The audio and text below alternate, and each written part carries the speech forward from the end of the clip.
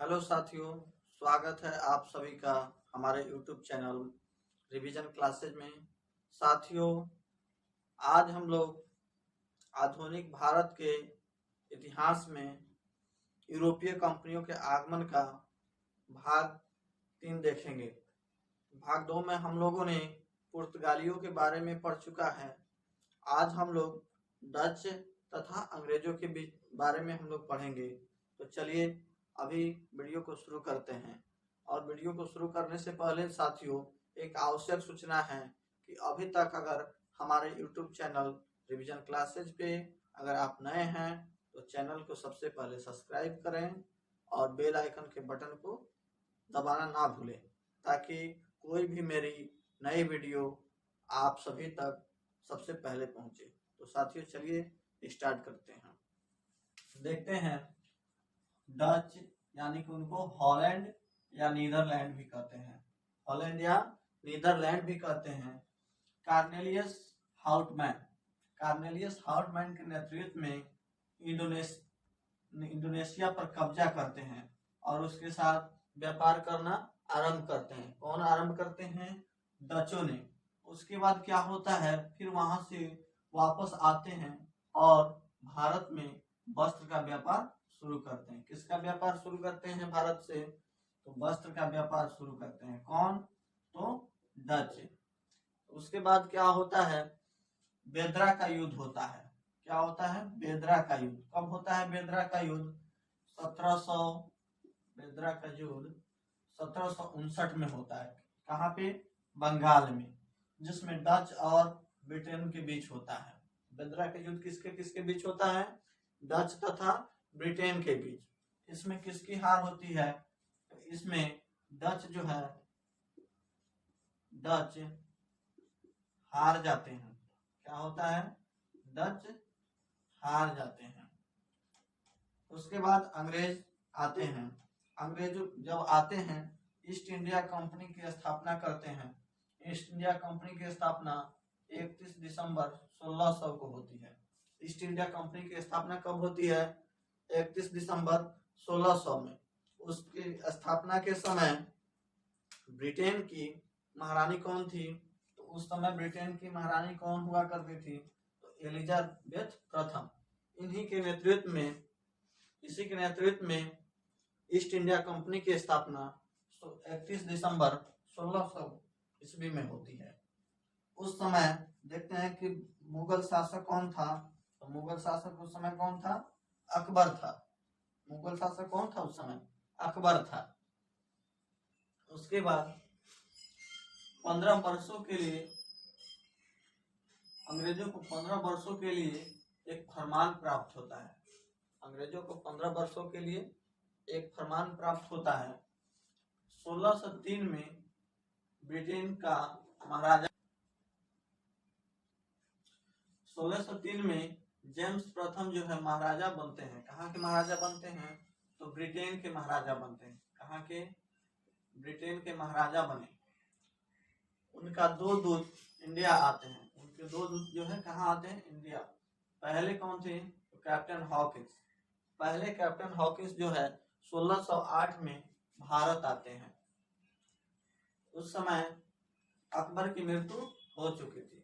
जब captain Hawkins जो है 1608 में भारत आते हैं तो अकबर की मृत्यु हो चुकी थी। कब हुई थी अकबर की मृत्यु? 1605 में हुई थी। और आते हैं तो जहांगीर से मुलाकात होती है। किससे होती है? जहांगीर से मुलाकात होती है कैप्टन हॉकिंस का। और इससे जहांगीर जो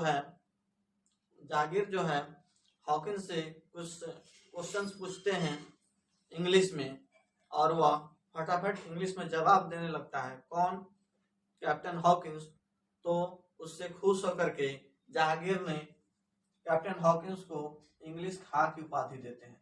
किसका उपाधि देते हैं? इंग्लिश खा की उपाधि देते हैं। दूसरे दूत सर थॉमस रो आते हैं। दूसरे दूत कौन आते हैं? Sir Thomas Roe. कब आते हैं ये? 1615 में। उसके बाद क्या होता है? गोलकुंडा के द्वारा अंग्रेजों को एक सुनहरा फरमान प्राप्त होता है। गोलकुंडा के द्वारा अंग्रेजों को एक सुनहरा फरमान प्राप्त होता है। कब प्राप्त होता है? तो 1632 में, 1632 में प्राप्त होता है यह फरमान। इस फरमान का मुख्य उद्देश्य क्या था? तो मुक्त व्यापार करना, भारत के साथ क्या था? मुक्त व्यापार करना। उसके बाद 1717 में ब्रिटेन का दूत बनकर जॉन सरमन आते हैं। 1717 में ब्रिटेन का दूत बनकर जॉन सरमन आते हैं। उस समय मुगल शासक कौन थे? उस समय मुगल शासक कौन बने हैं? फर्रुखसियर बनते हैं, फर्रुखसियर थे वो। जॉन सरमन जो है फर्रुखसियर के दरबार में जब आते हैं तो जॉन सरमन को एक फरमान प्राप्त होता है। क्या प्राप्त होता है? एक फरमान प्राप्त होता है जिसको मैग्ना कार्टा कहा जाता है। मैग्ना कार्टा का मतलब क्या होता है? तो मैग्ना कार्टा का मतलब एक अधिकार प्राप्त होता है, अधिकार पत्र होता है। जिस अधिकार पत्र से जॉन सरमन यानी अंग्रेजों को भारत में व्यापार करने का एक प्रमाण पत्र मिल जाता है। उसमें क्या प्रावधान दिया जाता है? तो फरमान देखते हैं, 3000 रुपया वार्षिक देकर बंगाल में मुक्त व्यापार करने का। पहला क्या था? 3000 रुपया वार्षिक देकर मुगलों को अंग्रेजों को भारत से मुक्त व्यापार करने का अधिकार था। दूसरा अधिकार था 10,000 रुपया। दूसरा अधिकार था 10,000 रुपया वार्षिक देकर अंग्रेजों को सूरत में मुक्त व्यापार करना।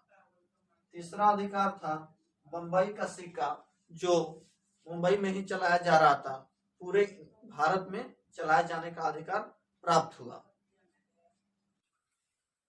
उसके बाद 1661 में पुर्तगाली राजकुमारी कैथरीन थी और उस समय ब्रिटेन के राजा चार्ल्स द्वितीय थे, जिनका विवाह हो जाता है। कैथरीन, पुर्तगाली राजकुमारी कैथरीन और चार्ल्स द्वितीय का विवाह हो जाता है। उसके परिणाम स्वरूप बम्बई जो है दहेज स्वरूप चार्ल्स द्वितीय को मिल जाता है। क्या होता है? बम्बई दहेज स्वरूप जो है चार्ल्स द्वितीय को मिल जाता है। उसके बाद है 1668 में वो बम्बई क्षेत्र जो है 10 पाउंड वार्षिक लेकर कंपनी को क्या करते हैं? व्यापार करने के लिए दे देता है। 1668 में 10 पाउंड वार्षिक देकर कंपनी को व्यापार करने के लिए दे देता है। 1688 में सर जॉन चाइल्ड, 1688 में सर जॉन चाइल्ड और औरंगजेब, 1688 में सर जॉन चाइल्ड और औरंगजेब के बीच युद्ध होता है, जिसके कारण सर जॉन चाइल्ड जो है उसको भागने पर क्या होना पड़ता है? विवश होना पड़ता है।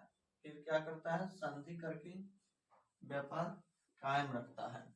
उस समय 3 प्रेसिडेंसी थी। कौन कौन थी? पहला था बम्बई प्रेसिडेंसी,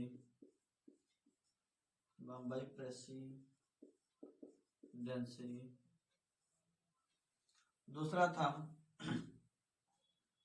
कोलकाता प्रेसिडेंसी, कोलकाता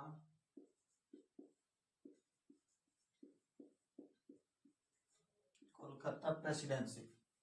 तीसरा था मद्रास प्रेसिडेंसी,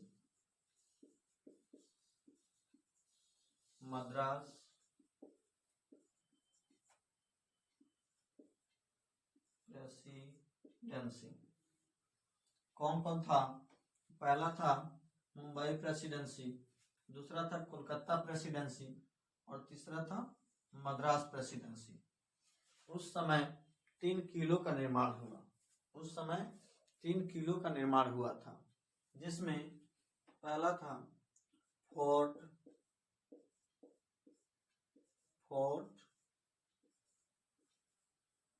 विलियम किला, जो कि कोलकाता में था। फोर्ट विलियम किला कहाँ था? कोलकाता में। दूसरा था फोर्ट लुई किला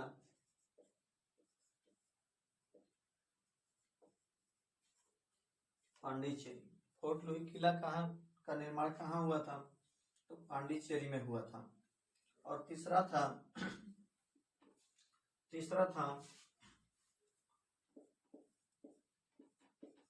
फोर्ट सेंट जॉर्ज किला।